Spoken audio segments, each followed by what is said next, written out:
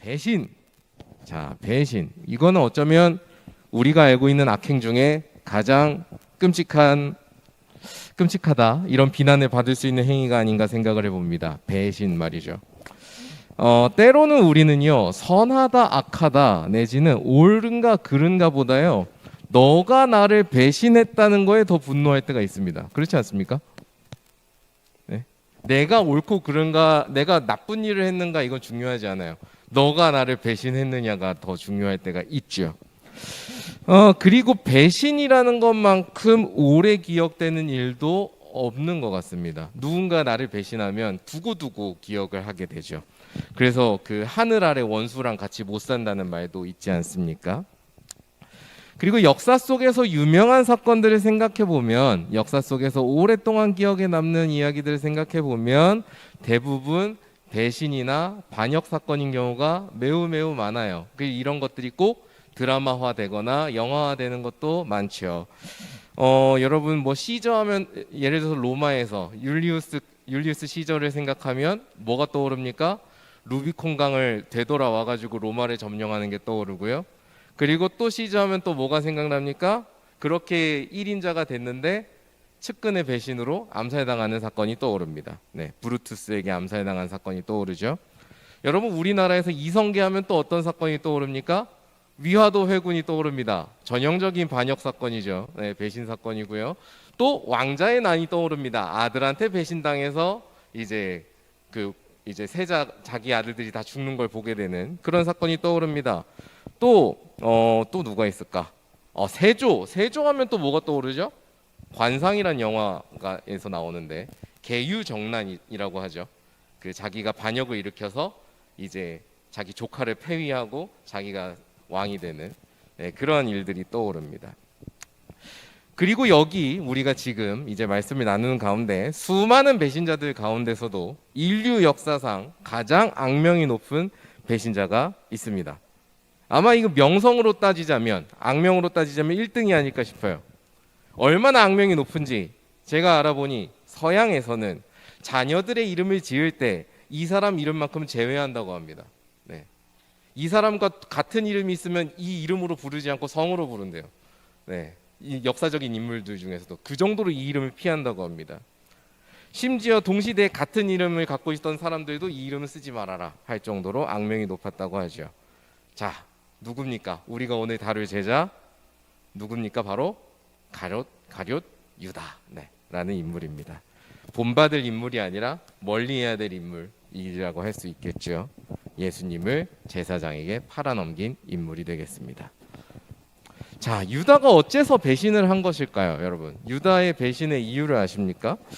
사실 성경에서 그 이유에 대해서 되게 조금 우리가 막 이해하기 쉽게 설명해 주지 않아서 완벽하게 이해할 수는 없는데, 이 이야기에 대해서 되게 여러 가지 설들이 있습니다.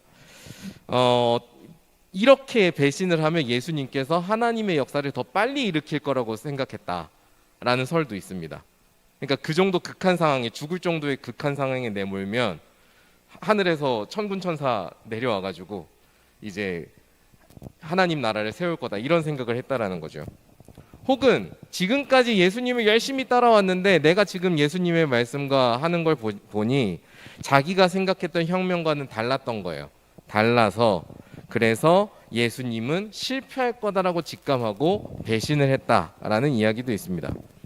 그리고 어떤 음모론을 좋아하는 사람들은 어떤 이야기를 하냐면, 사실 유다만이 예수님의 길을 너무 완벽하게 이해해서 유다가 그 배신이라는 그 역할을 감당한 것이다.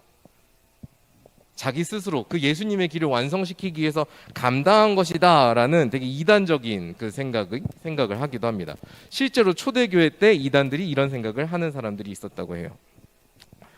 자, 여기서 알 수 있듯이 우리가 가룟 유다 하면은요, 보통 뭘 생각하냐면 이 사람이 배신을 했는데 왜 배신했을까? 배신의 이유, 혹은 배신은 도대체 뭘까? 즉 배신에만 너무 되게 집착하는 경향이 있는 것 같아요.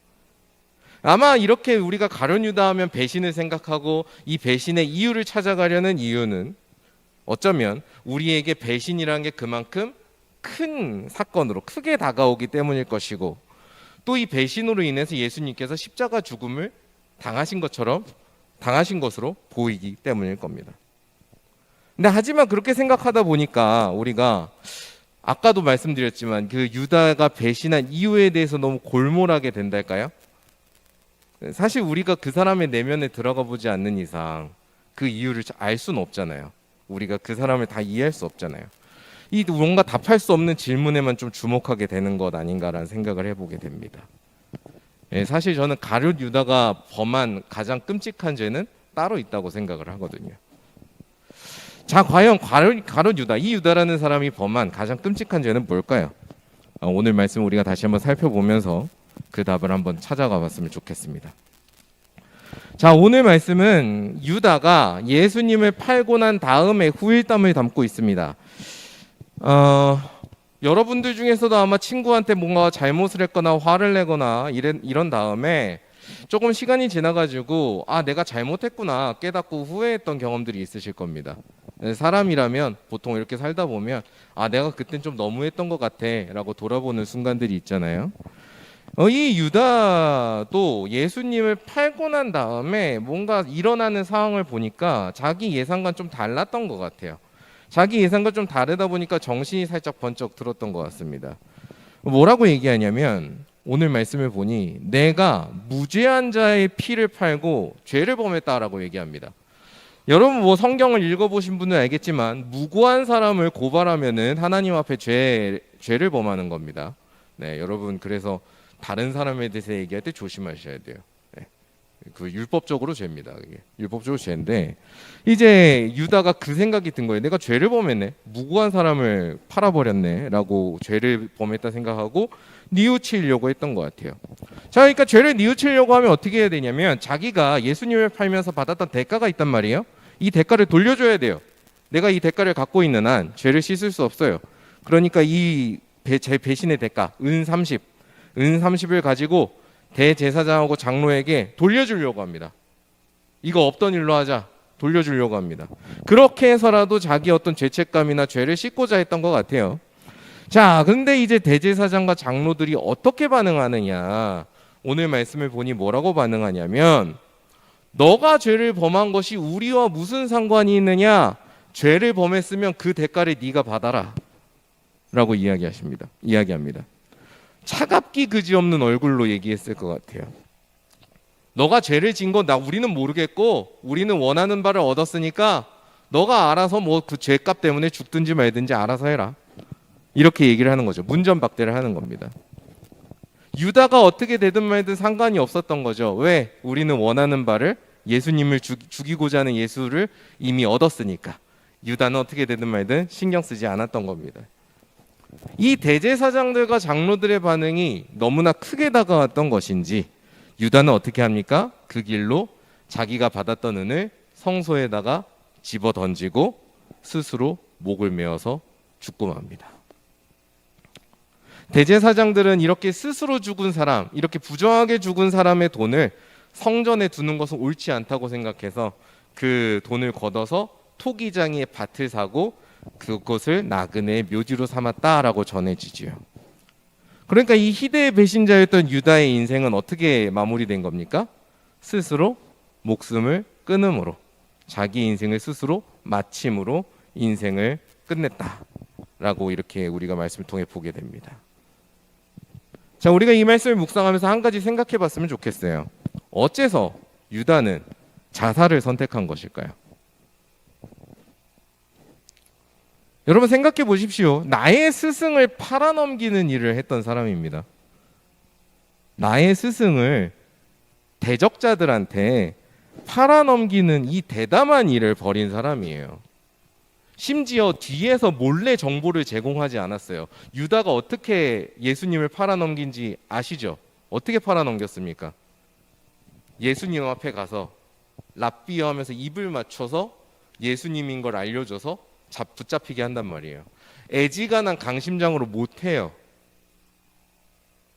못한다고요. 뒤에서는 어떻게든 할 수 있을지 모르죠. 근데 눈앞에서, 내가 배신할 사람 눈앞에서 그렇게 한다? 애지간한 강심장 아니면 못합니다. 근데 그렇게 강심장이었던 사람이 대제사장의 면박 한 번 들었다고 스스로 목숨을 끊는다? 이건 뭔가 좀 납득하기 어렵습니다. 여러분, 죽는다는 게 어디 쉬운 일이던가요? 이게 죽기까지 각오한다는 게 쉬운 일입니까?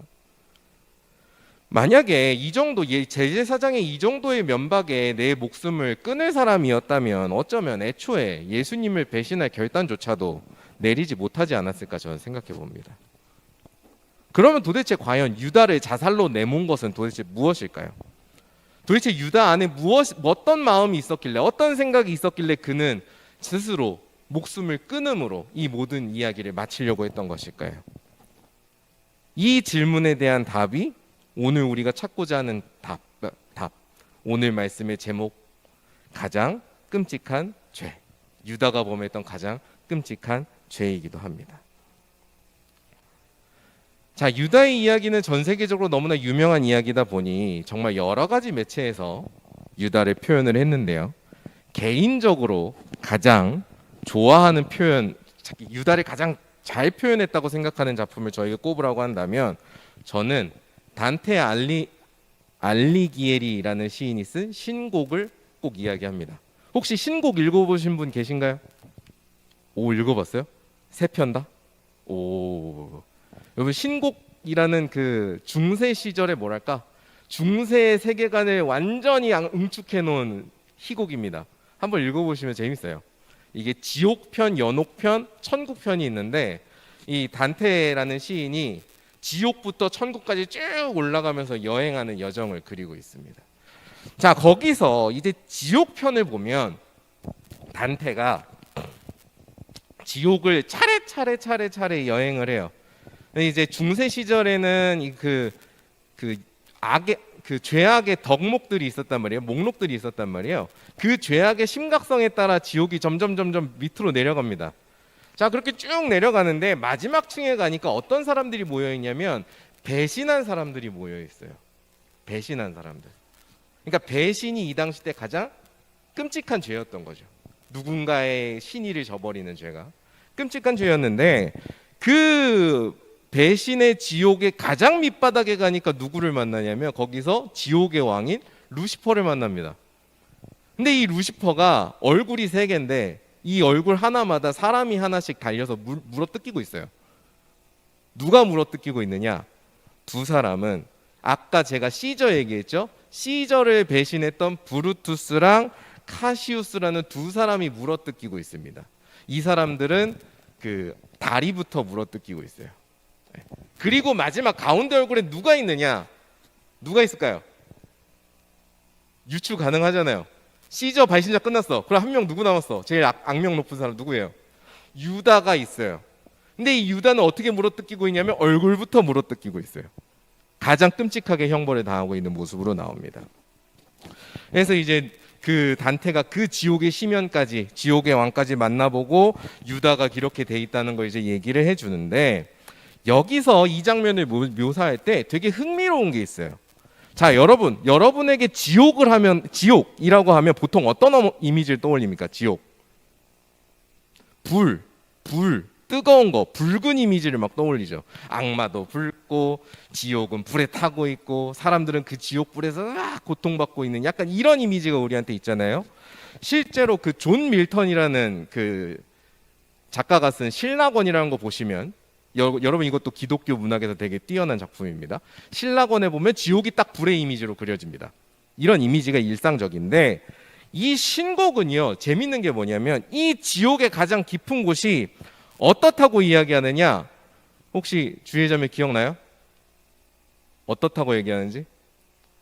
얼음으로 가득하다고 얘기해요. 그 배신자들이 다 어떻게 돼 있냐면 얼어붙어 있어요. 움직이질 못해요. 꽁꽁 얼어붙어 있고요. 그리고 이 루시퍼는 어디에 있냐면 얼음 호수에 몸을 반쯤 담궈가지고 이렇게 있는 상태에서 이 세 사람을 이렇게 잘근잘근 씹어먹고 있는 걸로 나옵니다. 여러분, 왜 단테는 이 지옥을 그렇게 차가운 곳, 얼음이라는 이미지로 표현을 했을까요? 얼음이 되는 곳이라고. 이게 되게 중요합니다. 왜 그렇게 표현했을까? 사실 이 이유는요, 신곡의 지옥편 초반을 보면은 이유가 나옵니다. 단테가 지옥으로 내려갈 때 지옥의 문이라는 걸 통과하거든요. 근데 지옥의 문에 보면 되게 무시무시한 글귀가 쭉 써져 있어요. 지옥에 대해서 소개하는 글귀가 써져 있는데 그 글귀 마지막에 뭐라고 써져 있냐면 이렇게 써져 있습니다. 이곳에 오는 자 희망을 버려라. 이곳에 오는 모든 이들은 희망을 버릴지어다. 자, 여러분, 사람을 움직이게 만드는 건 도대체 뭘까요? 우리 뇌에서 나오는 시냅스가 움직이게 할까요? 물론 그건 과학적인 설명이고요. 우리가 살아있게 만들고 뭔가 힘이 나게 만드는 것, 우리에게 그런 것은 무엇일까요? 저는 단언컨대 그건 희망이라고 생각합니다. 사람에게 희망이 있으면요, 움직이기 시작합니다. 뭔가를 내가 할 수 있다. 뭔가를 이렇게 해볼 수 있겠는데 했을 때 사람은 생기가 돋기 시작합니다. 희망이 있을 때 열정이 생기고요. 그 열정이 있을 때 우리가 살아가는 어떤 힘을 내는 걸 보여줍니다. 그래서 사람은 언제 약해지느냐? 희망이 약해질 때 약해집니다. 희망이 약해지는 만큼 사람은 무기력해져 가요. 그런 점에서 지옥의 밑바닥이 얼음으로 가득하다는 것은 무엇을 의미하겠습니까? 모든 것을 얼어붙게 만들 만큼, 모든 것이 움직일 수 없을 만큼 아무런 희망이 없다는 것을 의미하겠죠. 어떤 것도 바랄 수 없고 무엇이 달라질 것이라고 희망조차 할 수 없어서 모든 것을 체념한 채 얼음처럼 굳어버리는 상태, 그것이 바로 지옥의 본질이다 이야기하고 싶었던 것이라 저는 봅니다. 이러한 지옥의 밑바닥에 이 유다라는 제자가 있었다는 것, 이것은 무엇을 의미할까요? 유다에게는 모든 것이 얼음이 될 만큼 그에게 아무런 희망이 없었다는 것입니다. 그리고 저는 이것이야말로, 그에게 아무런 희망이 없었다는 것이야말로 오늘 말씀에서 유다가 자살을 선택하는 이유라고 확신합니다. 정리하자면 이런 거예요. 유다는 예수님을 거짓 고발해서 팔아넘겼습니다. 죄를 범했어요. 그리고 그 죄를 씻으려고 제사장을 찾아갔습니다. 근데 그 제사장은 그 죄를 씻어주지 않겠다고 그를 면박하고 내쫓았지요. 너는 그 죄를 감당하고 그냥 당하고 살아라라고 저주를 퍼부었습니다. 그런 상황 속에서 유다는 스스로 생각했던 것 같아요. 나는 돌이키기엔 너무 늦어버렸구나. 하나님께로 돌아오기에는 나는 너무 늦어버렸구나. 나는 돌이킬 수 없는 죄를 지어버렸구나. 이렇게 생각했던 거예요.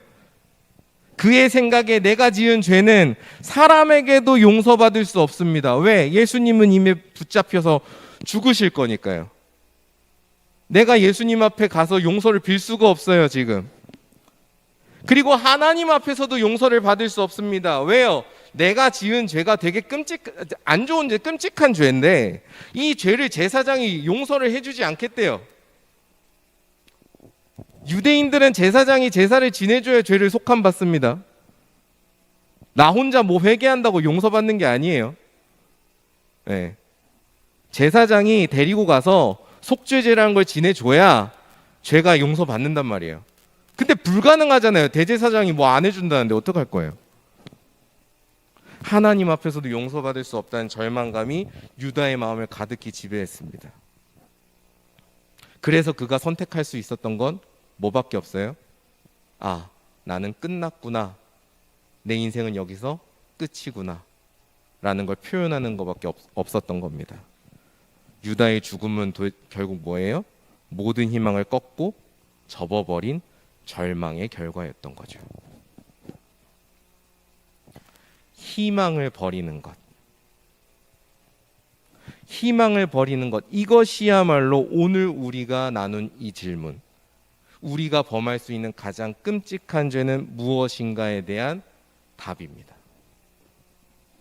모든 희망을 버리고 절망하는 것이야말로 우리가 하나님 앞에서 저지를 수 있는 가장 끔찍한 죄요, 가장 끔찍한 배신입니다, 여러분. 저는 그런 점에서 유다는 철저하게 배신자였다고 생각해요. 단순히 예수님을 팔아넘겨서 배신자인 게 아니고요. 단순히 예수님을 죽음으로 이르게 했기 때문에 배신자가 아니고요. 그에게는 믿음이 없었어요. 어떤 믿음? 내가 어떤 상황에 있더라도 하나님 앞에서 거듭나고 새롭게 시작할 수 있다는 그 가능성을 믿지 못했어요. 그에겐 그 희망이 없었어요. 그 희망을 또 거부했습니다. 그런 점에서 유다는 배신자예요. 우리는 기독교 하면은 사랑을 떠올리고 믿음을 떠올리곤 합니다. 근데 여러분, 제가 지금 이야기하고 있는 이 희망도요, 사랑과 믿음 못지않게 여러분들의 신앙생활의 매우 핵심적인 요소입니다. 고린도전서 13장 13절을 보면 사도 바울이 어떻게 이야기하느냐, 믿음, 소망, 사랑 이 세 가지는 늘 함께 있을 것이라고 이야기를 해요. 그만큼 희망이라는 것은요, 믿는 사람에게는 없어서는 안 되는, 없을 수 없는 것입니다. 왜 그럴까요? 여기에는 두 가지 이유가 있습니다. 두 가지 근거가 있어요. 첫 번째, 우리가 믿는 하나님은 어떤 하나님이십니까? 약속하신 것을 반드시 지키시는 분이시거든요. 그래서 우리가 신실하신 하나님이라고 이야기하지 않습니까? 신실하신 하나님께서 우리를 구원하시고 새 하늘 새 땅을 주신다고 약속하셨기 때문에 그 약속을 믿는 사람한테는 항상 뭐가 있어요? 그 일이 일어날 거라는 희망이 있을 수밖에 없습니다. 우리가 수련회 때 하나님 나라에 대해서 얘기했는데 여기에 대해서 희망이 없는 자는 그런 점에서 하나님에게서 그만큼 등을 돌리고 있다는 얘기가 되겠죠. 두 번째 근거가 있습니다. 두 번째 근거가 오늘은 더 중요한데요. 로마서 8장 38절과 39절을 보면 이렇게 말씀하고 있습니다. 제가 읽어드릴게요. 내가 확신하노니 사망이나 생명이나 천사들이나 권세자들이나 현재 일이나 장래 일이나 능력이나 높음이나 깊음이나 다른 어떤 피조물이라도 우리를 우리 주 그리스도 예수 안에 있는 하나님의 사랑에서 끊을 수 없으리라. 아멘. 왜 우리는 희망을 가져야 되는가? 그 어떤 피조물이라도, 천사더라도, 권세자들이라도, 심지어 우리의 끝이라고 여겨지는 사망마저도 무엇을 끊어내지 못하기 때문입니까? 우리 주 예수 그리스도 안에 있는 하나님의 사랑에서 우리를 끊어내지 못하기 때문입니다. 이 사랑이 끊어지지 않기 때문에 우리가 아무리 비참한 상황에 있다고 하더라도, 우리가 아무리 하나님과 멀어져 있는 상황이라고 하더라도, 심지어 가룟 유다와 같이 지옥 밑바닥에 갈 만한 죄를 지어놓고 그 죄를 속함받지 못해서 저렇게 전전긍긍하고 있는 그런 상태라고 하더라도 여전히 하나님의 사랑은 그를 향하고 있고 우리를 향하고 있으며 우리와 하나님의 관계는 그 어떤 것도 끊어내지 못한다.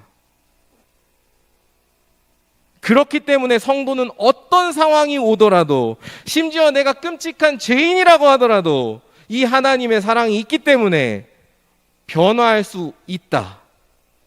이 희망을 우리는 놓을 수 없는 겁니다. 이게 기독교가 우리에게 가르치는 가르침이에요. 사람에 대한 가르침입니다. 죄인은 죽어야 되고 의인은 살아도 되고, 혹은 우리는 이러나 저러나 다 사랑받고, 이게 아닙니다. 우리가 어떤 상황에 있더라도 하나님의 사랑에서 끊어지지 않기 때문에 우리는 지금과는 다른 모습으로 변화될 수 있다.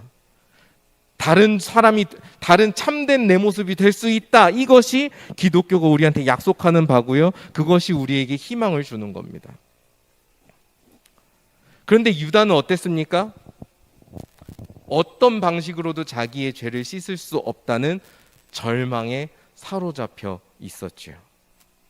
회개하고 변화할 수 있다는 가능성, 여전히 하나님의 사랑의 빛이 자기를 감싸고 있다라는 그 희망을 그는 믿지 못했습니다. 하나님께서 한없이 내려주시는 사랑을 그는 신뢰하지 못했고, 그렇기 때문에 그는 스스로 희망하기를 중단해 버렸던 것이지요. 예수님께서는 제자들에게 계속해서 보여주셨습니다. 어떤 죄인도 용서하시고 의인으로 빚어가실 수 있다고. 죄인을 고치시는 분이 바로 예수님이라는 걸 보여주셨습니다. 하지만 유다는 그 말을 받아들이지 않고, 예수님에 대해서 묵상하지 않고, 자기의 삶의 가능성을 먼저 재단하고 스스로 포기해 버렸습니다. 자기의 운명을 하나님께 맡겨드린 것이 아니라 자기 스스로 다 결정지었던 것이죠. 그래서 희망을 갖지 못하고 절망해 버린 것, 이것이 바로 유다가 범했던 가장 끔찍한 죄였습니다. 저는 오늘 말씀이 현대 시대를 살아가는 우리에게요, 중요한 울림을 준다고 생각을 합니다. 왜냐하면 어떤 면에서 이 시대를 살아가는 우리들은 유다식의 사고방식으로 살아가는 사람들이기 때문입니다. 우리는요, 다 나의 관점으로 재단하면서 살아가려고 해요. 내게 주어진 가능성, 내게 주어진 희망, 이것을 내 관점대로, 마음대로 재단하는 시대를 살아가고 있습니다. 내 보기에 괜찮아 보이면 가진 것보다 훨씬 더 과도한 희망에 부풀어서 살아갑니다. 반대로 내 보기에 괜찮지 않으면 모든 희망의 불씨를 꺼뜨려 버립니다. 그렇게 살아가면서 우리도 때때로는 하나님께서 주시는 희망을 받아들이지 못하는 그런 죄를 범하고 살진 아니야 하는 것이죠. 쉽게 힘을 얻는 만큼 쉽게 좌절하는 시대. 유다처럼 유다의 사고방식으로 살아가는 이 시대 가운데 수많은 사람들은요, 자기에게 이미 주어져 있는 희망이 무엇인지도 모르고 죽음을 선택하기도 할 것입니다. 그리고 반대로 여러 사람들을 보면서 그 사람들에게서 어떠한 희망도 발견하지 않으려고 하고 그들을 다 처단해야 된다고 강력한 고집을 부리기도 하죠. 이 자리에 있는 우리들은요, 그런 시대를 따라가지 않는 사람들이 되었으면 좋겠습니다. 어떤 상황에서도 하나님의 사랑이 우리를 향하고 있음을, 그래서 하나님께서 우리를 선하게 변화시키시고 선하게 이끄신다는 것을 기억하면서 우리가 희망을 가졌으면 좋겠습니다. 우리가 그 희망을 가지고 살아간다면, 그 희망이 우리에게 있다면 우리는 오늘 이 시대를 좀 더 선하고 좀 더 거룩하고 좀 더 많은 사람들을 끌어안으면서 살아낼 수 있을 것 같습니다. 새로운 한 주를 살아가는 여러분들에게 하나님께서 주시는 희망이 충만하기를 바라봅니다. 그리고 어떤 상황 속에서도 그 희망이 있기 때문에, 주님 주시는 희망이 있기 때문에 힘을 내어서 살아가는 귀한 형제자매 여러분 되시길 주님의 이름으로 간절히 축원합니다. 함께 기도하겠습니다.